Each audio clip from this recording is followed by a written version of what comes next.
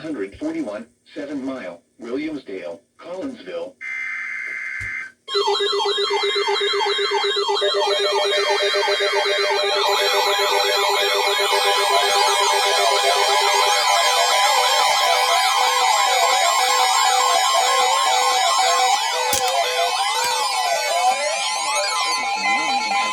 Severe thunderstorm warning for northeastern Butler County, southeastern Preble County, northwestern Warren County, southwestern Montgomery County, until 6:45 p.m. At 5:58 p.m., a severe thunderstorm was located near 7 Mile, moving east at 30 miles an hour. Hazard, 60 miles an hour wind gusts and quarter-size hail. Source, radar indicated. Impact, minor hail damage to vehicles is possible. Expect wind damage to trees and power lines.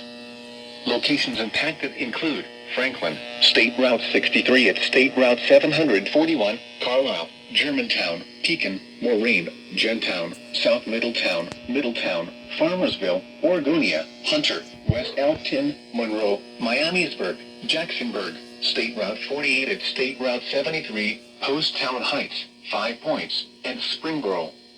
This includes I-75 in Ohio between mile markers 29 and 51.